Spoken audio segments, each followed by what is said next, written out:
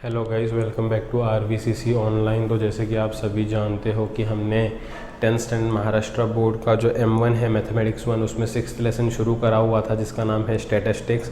और स्टैटिस्टिक्स के हमने 3 जो है एक्सरसाइज ऑलरेडी कंप्लीट कर लिए हैं, जिसमें मीन मीडियन मोड जो है ये हमने अच्छे तरीके से सीख लिया है। तो बेसिकली स्टैटिस्टिक्स जो है वो 2 पार्ट्स में डिवाइडेड है। एक पार्ट है सॉल्विंग बेस्ड, जिसमें हमने मीन मीडियन मोड ऑलरेडी सीख लिया है, और दूसरा पार्ट है वो बेस्ड है पिक्टोरियल रिप्रेजेंटेशन पे, जहाँ पे हमको चीज़ें ग्राफ वगैरह पे रिप्रेजेंट करनी होती है। तो आज हम लोग उसी को शुरू करने जा रहे हैं। जो 4th एक्सरसाइज है वो बेस्ड है ग्राफ के ऊपर। सभी को ग्राफ के ऊपर बढ़िया तरीके से करना है इसे, राइट। तो हम लोग आज जो सीखने वाले हैं, पहला पिक्टोरियल रिप्रेजेंटेशन, उसका नाम है हिस्टोग्राम। आज हम लोग क्या सीखेंगे बच्चों? हिस्टोग्राम। ठीक है, आज हम लोग सीखेंगे कि हाउ टू ड्रॉ हिस्टोग्राम। अभी हिस्टोग्राम के कुछ जो है रूल्स हैं जो हमको फॉलो करने होते हैं, जो कि मैं अभी पढ़ाऊँगा। पहला रूल ये है कि class must always be continuous. Class जो है हमेशा कंटिन्यूस होता है, हमेशा कंटिन्यूस ही चाहिए। कंटिन्यूस नहीं है तो हमें करना पड़ेगा। सेकंड, जो क्लास है वो एक्स एक्सिस पे हम लोग रिप्रेजेंट करते हैं, और जो दूसरा फ्रीक्वेंसी दिया है वो हम लोग वाई एक्सिस पे प्रॉपरली रिप्रेजेंट करते हैं। ठीक है, उसके बाद है सभी एक फाइनल रूल लिखता हूँ कि क्रिंक मार्क बनाना है इफ़ रिक्वायर्ड। तो ये सभी रूल्स को हमें फॉलो करना होता है, तब जाके हम लोग हिस्टोग्राम को अच्छे से बना सकते हैं। अब basically what is histogram? Histogram is pictorial representation of data in statistics. ये कैसा रिप्रेजेंटेशन है? हमने लोअर स्टैंडर्ड्स में बार ग्राफ तो सीखा है ना। बार ग्राफ में लेकिन क्या होता था, हर एक कॉलम के बीच में, हर एक जो वो रेक्टेंगुलर कॉलम आता है उनके बीच में हम लोग गैप छोड़ते थे।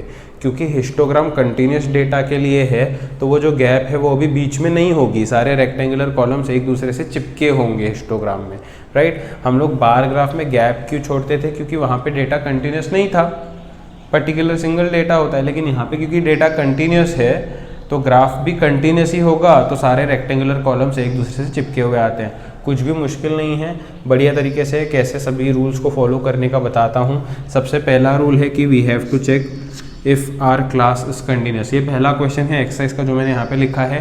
क्वेश्चन में दिया गया है draw histogram for the following, ऐसा बोल के कुछ दिया है। तो इसका मुझे हिस्टोग्राम बनाना है, जहाँ पे ये मेरा क्लास है, ये मेरा फ्रीक्वेंसी है। तो सबसे पहला रूल है कि we have to check if class is continuous. क्या क्लास कंटिन्यूस है? तो देख सकते हो कि यहाँ पे क्लास कंटिन्यूस है। कैसे पता चल रहा है? 140 पे ख़त्म होके 140 पे शुरू हो रहा है, मतलब कंटिन्यूस है। 145 पे ख़त्म होके 145 पे शुरू हो रहा है, मतलब कंटिन्यूस है। 150 पे ख़त्म होके 150 पे शुरू हो रहा है, मतलब कंटिन्यूस है। तो यहाँ पे कैसे हमको पता चल रहा है कि क्लास कंटिन्यूस है? क्योंकि जहाँ पे ख़त्म हो रहा है वहीं से शुरू हो रहा है, इसलिए मैं ये फिक्स कर सकता हूँ कि क्लास मेरा जी कंटिन्यूस है।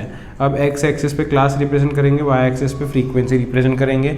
तो ग्राफ आपके पास होगा, मेरे पास तो नहीं है, आपके पास ग्राफ होगा। ग्राफ में नीचे से 2-3 लाइन छोड़ के आप 2-3 बॉक्स छोड़ के आप एक्स एक्सिस बना सकते हो, और वैसे ही यहाँ पे 2-3 बॉक्स छोड़ के आप एक वर्टिकल लाइन वाई एक्सिस का अच्छे से बना सकते हो। यहाँ पे हम लोग लिख देंगे ये मेरा एक्स एक्सिस है, यहाँ पे एक्स डैश लिखना होता है। ये मेरा वाई एक्सिस है, यहाँ पे वाई डैश लिखना होता है यहाँ पे, तो ये 0 होगा।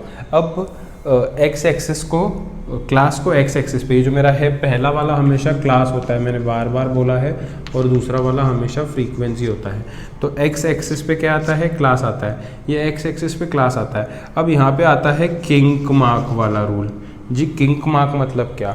किंक मार्क मतलब बेसिकली एक ऐसा मार्क होता है, किंक मार्क मतलब बेसिकली ऐसा मार्क होता है।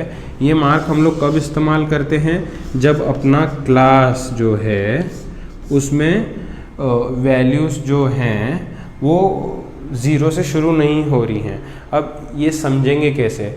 देखिए, जब यहाँ पे क्लास है, क्लास को पहले तो ऑब्जर्व करिए, 135 to 140, 140 to 145, 5-5 का गैप है। 5 का गैप है, 135 टू 140, 140 टू 145, 145 टू 150, 150 टू 155, सब में 5 का गैप है ना। अगर मैं 0 से शुरू करूँगा और 5 का गैप लेते चलूँगा तो 0 टू 5, 5 टू 10, 10 टू 15, 15 टू 20, ये सब जो क्लासेस हैं वो वर्थलेस हैं, वो मुझे चाहिए ही नहीं, मुझे सीधे 135 चाहिए। तो जब डेटा मेरा 0 से नहीं शुरू होके कुछ 135 ऐसे बड़े नंबर से शुरू होता है, तो 0 से लेके 135 तक जो भी ऑब्जर्वेशंस है बीच में वो मुझे नहीं चाहिए। तो जिस केस में ऑब्जर्वेशंस नहीं चाहिए होते हैं उस केस में किंक मार्क बना के डायरेक्टली हम लोग क्वेश्चन को अपने रिक्वायर्ड डेटा से शुरू कर सकते हैं, अपने रिक्वायर्ड क्लास से शुरू कर सकते हैं। तो किंक मार्क कब यूज़ करना है? जब डेटा में जो नंबर है वो 0 से नहीं शुरू हो रहे हों और कुछ बड़े नंबर से शुरू हो रहे हों, है ना। तो 0 से लेके वो बड़े नंबर तक जो भी ऑब्जर्वेशन है वो मुझे नहीं चाहिए होंगे। तो नहीं चाहिए होंगे तो हम लोग फिर किंक मार्क बनाएंगे। अब किंक मार्क बनाने का तरीका है, अगर किंक मार्क आप 2 बॉक्स में बना रहे हो तो सारे रेक्टेंगल्स भी 2 बॉक्स में ही बनाना है, मतलब जो कॉलम्स आएंगे वो भी 2 बॉक्स के ही बनाओ। अगर किंक मार्क आप 1 बॉक्स में बना रहे हो तो रेक्टेंगल भी 1 बॉक्स के ही बनाओ, ठीक है। मैं 2 बॉक्स के बनाना चाहता हूँ क्योंकि 2 बॉक्स में ये ज़्यादा अच्छे नज़र आते हैं और अच्छे दिखते हैं, ठीक है। तो मैं स्टार्टिंग के जो 2 बॉक्स होंगे यहाँ पे वाई एक्सिस से उनमें किंक मार्क बना दूंगा बढ़िया तरीके से, है ना। किंक मार्क बना दूंगा बढ़िया तरीके से। तो यहाँ पे इस तरीके का मैं 2 बॉक्स पे किंक मार्क बना लिया। मान लो यहाँ पे दूसरा बॉक्स खत्म हो रहा है, मान लो यहाँ पे दूसरा बॉक्स खत्म हो रहा है, हैं। जहाँ पे दूसरा बॉक्स खत्म होगा फिर वहाँ से अपन अपना डेटा लिख सकते हैं। 135, फिर 2 बॉक्स छोड़ के 140, फिर 2 बॉक्स छोड़ के 145, फिर 2 बॉक्स छोड़ के 150, फिर 2 बॉक्स छोड़ के 155। ऐसे 2 बॉक्स छोड़ के हम लोग क्या करेंगे, यहाँ पे सारे वैल्यूज़ लिखेंगे। तो आपने किंक मार्क का यूज़ समझ लिया होगा। देखो 0 टू 5, 5 टू 10, 10 टू 15 ये सब मुझे नहीं चाहिए थे, मुझे सीधे 135 टू 140 ये चाहिए था। तो मैं 0 से लेके 135 तक अगर किंक मार्क दूंगा तो वो सारे ऑब्जर्वेशंस उसमें चले जाएंगे और मेरे रिक्वायर्ड ऑब्जर्वेशन से मैं लिख सकता हूँ। मतलब किंक मार्क क्या करता है, अगर मुझे अपने रिक्वायर्ड ऑब्जर्वेशन से शुरू करना है सम को तो उस समय किंक मार्क लगाते हैं। अगर मेरा सम यहाँ पे 0 से शुरू होता तो सीधे फिर मैं किंक मार्क देने की फिर ज़रूरत नहीं पड़ती, क्योंकि यहाँ पे 0 से शुरू ही नहीं हो रहा, शुरू ही कुछ 135 से हो रहा है। तो 0 से लेके 135 तक सारे ऑब्जर्वेशन मेरे को नहीं चाहिए, तो किंक मार्क दे देते हैं। तो किंक मार्क देने के बाद अपन अपने रिक्वायर्ड ऑब्जर्वेशन से शुरू कर सकते हैं। तो ये याद रखो कि अगर क्वेश्चन मेरा 0 से नहीं शुरू होके कोई नंबर से शुरू हो रहा है तो उस समय हम लोग किंक मार्क देके सीधे क्वेश्चन को वो नंबर से शुरू कर सकते हैं।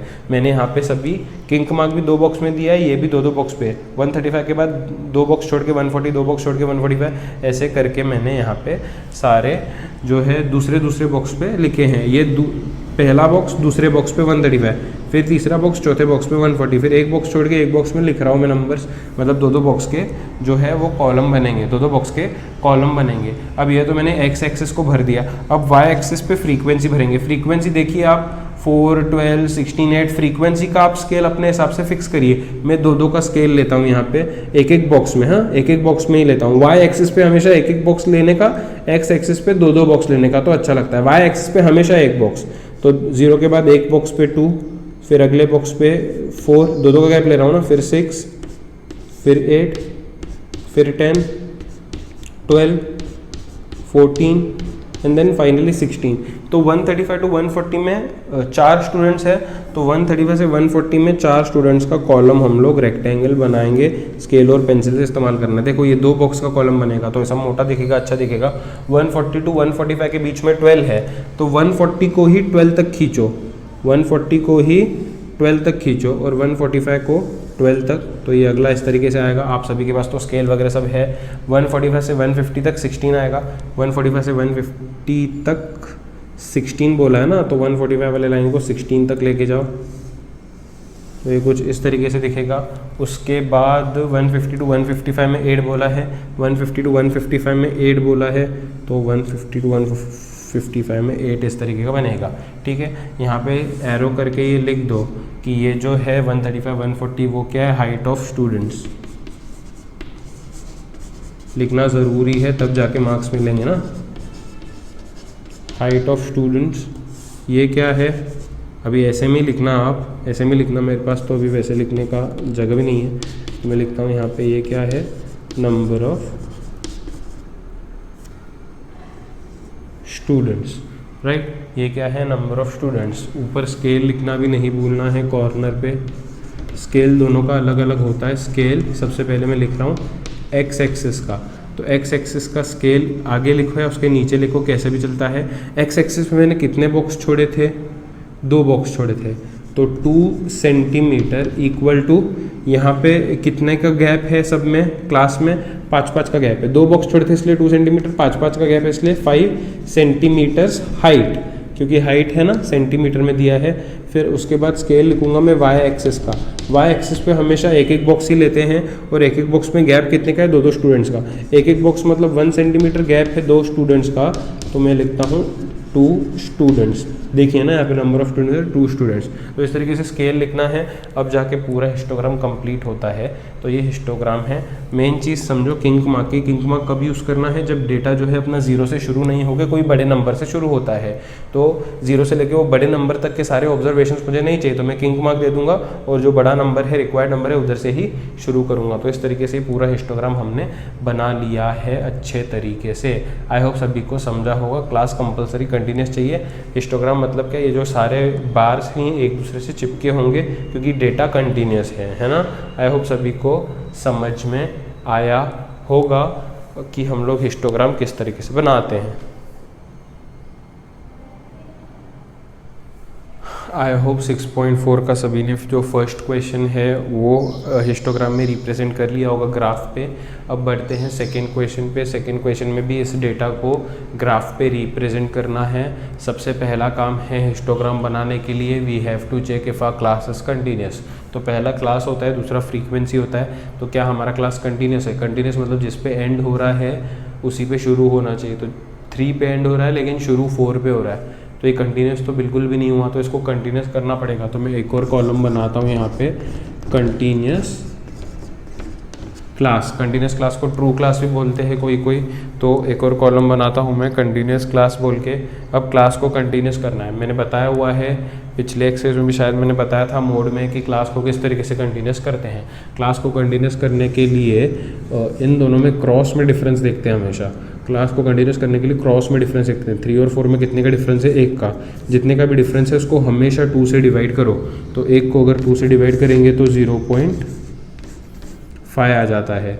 मैं बता रहा हूँ फिर से, क्रॉस में कितने का डिफरेंस है वो देखने का, जितने का भी डिफरेंस है उसको 2 से डिवाइड करने का, तो अपने को मिल जाता है एक वैल्यू। वो वैल्यू को लोअर लिमिट में हर लोअर लिमिट में माइनस करने का और हर अपर लिमिट में प्लस करने का। जैसे यहाँ पे 0.5 आया तो 2 में से 0.5 माइनस करो। 2 में से 0.5 माइनस करोगे तो कितना आएगा? 1.5। और 3 में प्लस करो, कितना आएगा? 3.5। 4 से माइनस करो, 4 से 0.5 माइनस करोगे तो 3.5। 5 में अगर 0.5 प्लस करोगे तो 5.5। वैसे ही 6 से अगर माइनस करोगे 0.5 तो 5.5 बचेगा। 7 में ऐड करोगे तो 7.5 बचेगा। 8 से अगर माइनस करोगे तो 7.5। 9 में अगर प्लस करोगे तो 9.5। 10 से अगर माइनस करोगे तो 9.5। 11 में अगर ऐड करोगे 0.5 तो 11.5। तो सभी लोअर लिमिट से माइनस करने का ये वैल्यू, सभी अपर लिमिट से प्लस करने का। तो अब देखो क्लास कंटिन्यूस हो गया, जिस पे खत्म हो रहा है उसी से शुरू, जिस पे खत्म उसी से शुरू, जिस पे खत्म उसी से शुरू। तो क्लास तो मैंने कंटिन्यूस बना दिया है। अब हिस्टोग्राम उसी तरीके से बनेगा जैसे पिछले वाले में बनाया था, है ना। यहाँ से 2 बॉक्सेस या 3 बॉक्सेस छोड़ के वाई एक्सिस बना दी मैंने, नीचे से 2-3 बॉक्स छोड़ के एक्स एक्सिस बना दी मैंने। तो ये मेरा एक्स है, ये मेरा एक्स डैश है, ये मेरे लिए वाई है, ये मेरे लिए वाई डैश है। यहाँ पे है 0, 0 माने ओरिजिन, राइट। अभी देखो अपना जो क्लास है वो 1.5 से शुरू हो रहा है, 1.5 से 3.5, 3.5 से 5.5 वगैरह ऐसे शुरू हो रहा है ना। मतलब सभी में कुछ 2-2 का गैप है। लेकिन एक चीज़ यहाँ पे आपने नोटिस करी होगी, 0 से तो नहीं ना शुरू हो रहा मेरा क्लास। तो 0 से लेके 1.5 तक जो वैल्यूज़ है वो मेरे काम के बिल्कुल भी नहीं है, राइट। क्योंकि मेरे काम के बिल्कुल भी वैल्यूज़ नहीं हैं और ये 0 से शुरू भी नहीं हो रहा है, तो मैं 2 बॉक्स में दे दूंगा किंक मार्क, 2 बॉक्स में दे दूंगा किंक मार्क, राइट। तो 2 बॉक्स में मैं इस तरीके का किंग मार्क दे दूंगा। तो किंग मार्क देने के बाद जहाँ पे दूसरा बॉक्स ख़त्म होता है वहाँ पे अपन अपने वैल्यूज़ लिखना शुरू कर सकते हैं। अपने वैल्यूज़ क्या है 1.5, 2 बॉक्स छोड़ के 3.5, 2 बॉक्स छोड़ के 5.5, 2 बॉक्स छोड़ के 7.5, 2 बॉक्स छोड़ के 9.5, 2 बॉक्स छोड़ के 11.5। तो दो बॉक्स छोड़ के इस तरीके से मैंने सारे लिख दिए। किंग मार्क क्यों आया? क्योंकि अपना डेटा जो है वो 0 से नहीं शुरू हुआ, तो 0 से लेके 1.5 तक के वैल्यूज मुझे नहीं चाहिए, इसलिए मैं किंग मार्क देके सीधे अपने वैल्यू से लिखना शुरू कर दिया। तो एक्स एक्सिस तो भर गया। अब वाई एक्सिस पे मैं एक एक बॉक्स पे कुछ स्केल से भर दूंगा। वाई एक्सिस पे तो ये फ्रीक्वेंसी भरना है। ये तो क्लास था जो कि मैंने एक्स एक्सिस पे भरा, क्लास था।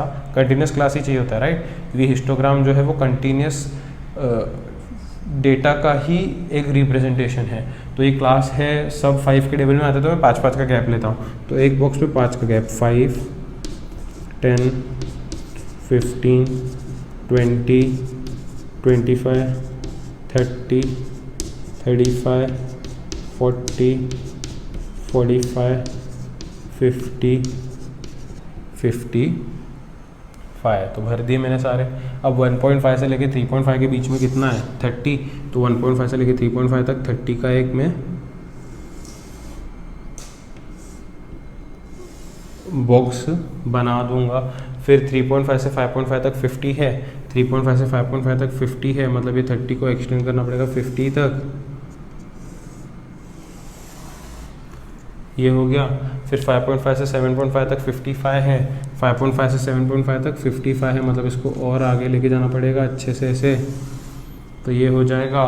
फिर 7.5 से 9.5 तक 40 है, 7.5 से 9.5 तक 40 है, मतलब ये 7.5 वाला लाइन तो बना हुआ है, खाली वहाँ से 40 का एक ऐसे खींच के कंप्लीट कर देना है। 9.5 से 11.5 तक 20 है, 9.5 से 11.5 तक 20 है, तो 20 से इस तरीके से मैं यहाँ पे बना दूंगा, राइट? ये जो है यहाँ पे सारे एक्स एक्सिस पे वो कंटिन्यूस क्लास है, लेकिन किसका कंटिन्यूस क्लास है? यील्ड पर एकड़ का कंटिन्यूस क्लास है, तो यहाँ पे लिख देने का यील्ड पर एकड़, राइट? और ये जो है ये सब क्या है? ये नंबर ऑफ फार्मर्स है, नंबर ऑफ फार्मर्स है। ये क्या है? नंबर ऑफ फार्मर्स है। यहाँ पे मैं कॉर्नर पे स्केल लिख सकता हूँ, स्केल एक्स एक्सिस और वाई एक्सिस का दोनों का है। ऑन एक्स एक्सिस बोल के एक्स एक्सिस का लिख दो। एक्स एक्सिस पे फिर से मैंने दो बॉक्स छोड़े थे, इसलिए 2 सेंटीमीटर इक्वल टू कितने का गैप है? 1.5 से लेके 3.5 तक 2 का गैप है, राइट? Equal to 2 quintal. आप देख सकते हो यहाँ पे नीचे क्विंटल यूनिट दिया है ना, तो जो यूनिट दिया है वो यूनिट लिखने का। ऑन वाई एक्सिस पे एक एक बॉक्स लिया है मैंने गैप, और उसमें 5-5 का गैप है। एक बॉक्स मतलब 1 सेंटीमीटर, उसमें 5 का गैप है, मतलब इक्वल टू 5। 5 क्या? फार्मर्स, नंबर ऑफ फार्मर्स है ना, तो 5 क्या? फार्मर्स। तो आई होप सभी को समझा होगा यहाँ पे, है ना, किस तरीके से यहाँ पे अपन ने किया है। तो अच्छे से इसको भी आप बना दो अपने ग्राफ बुक के अंदर, और अच्छे से समझ के करो, राइट? कॉपी मत करो, क्योंकि बहुत बार ये आ जाता है एग्ज़ाम में 3-3 मार्क को। ये तो मस्त इजीली 3 मार्क स्कोर कर सकते हो यहाँ पे आप। ये चल के करते हैं अगला क्वेश्चन। तो चलिए करते हैं अगला क्वेश्चन। अगला क्वेश्चन बोला है फिर से represent the data in histogram. तो हिस्टोग्राम में रिप्रेजेंट करने के लिए we have to check whether a class is continuous. तो यहाँ पे देख सकते हैं जिस पे ख़त्म उसी पे शुरू, जिस पे ख़त्म उसी पे शुरू हो रहा है क्लास, मतलब क्लास तो कंटिन्यूस यहाँ पे है, मतलब कुछ करने की ज़रूरत नहीं है। डायरेक्टली मुझे हिस्टोग्राम में रिप्रेजेंट करना है डेटा को। कैसे रिप्रेजेंट करेंगे? नीचे से ग्राफ में 2-3 बॉक्स छोड़ के एक्स एक्सिस बना देंगे, यहाँ से 2-3 बॉक्स छोड़ के जो है वाई एक्सिस बना देंगे। ये बन गया ओरिजिन। मेरा जो क्लास है वो शुरू हो रहा है 10 to 15 से, 15 to 20 से। सब में 5-5 का गैप है, वो मैं देख सकता हूँ। अब 0 से तो नहीं शुरू हो रहा, मतलब 0 to 5, 5 to 10, ये 2 वैल्यूज मुझे नहीं चाहिए। जब वैल्यूज़ नहीं चाहिए और 0 से नहीं शुरू हो रहा है, तो 2 बॉक्स में अपन क्या दे देंगे? किंग मार्क दे देंगे और दूसरा बॉक्स खत्म होते ही 10, फिर 2 बॉक्स छोड़ के 15, फिर 2 बॉक्स छोड़ के 20, फिर 2 बॉक्स छोड़ के 25, फिर 2 बॉक्स छोड़ के 30, फिर 2 बॉक्स छोड़ के 35 बना देंगे। वाई एक्सिस पे तो अपने हिसाब से आप स्केल फिक्स कर सकते हो। स्केल किस तरीके से होगा, 15, 55, 60, 50, 30 ऐसा है, तो फिर से आप 5-5 का यहाँ पे भी स्केल ले सकते हो एक बॉक्स में। वाई एक्सिस पे एक बॉक्स में ही लेते हैं 5, 10, ऐसे ज़रूरी नहीं है लेकिन एक बॉक्स में ही जनरली लिया जाता है 5, 10, 15, 20, 25। और ये किंग मार्क वाई एक्सिस को भी यूज़ कर सकते हैं अगर कुछ केसेस में बहुत बड़ा नंबर आ रहा है तो, जो कि अपने पास है नहीं ऐसा एक भी क्वेश्चन यहाँ पे। तो 40, 45, 50, 55 एंड 60। तो इस तरीके से मैंने सारा बना लिया है। 10 to 15 में कितना है 30, तो 10 to 15 में कितने का बॉक्स आएगा,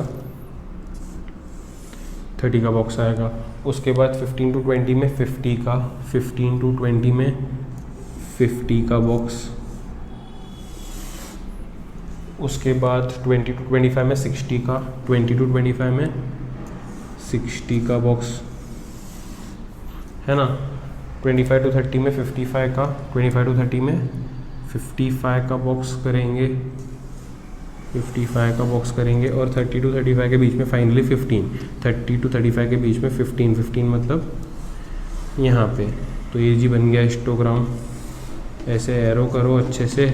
और ये सब 10, 15, 20 ये क्या है, इन्वेस्टमेंट है। ये क्या है, इन्वेस्टमेंट है। और ये जो है 5, 10, 15 यहाँ पे ये क्या है, number of families, number of families. यहाँ पे मैं लिखता हूँ कॉर्नर में scale on x axis, right. X axis पे मैंने 2 बॉक्स का गैप लिया है, इसलिए मैं लिखता हूँ 2 सेंटीमीटर।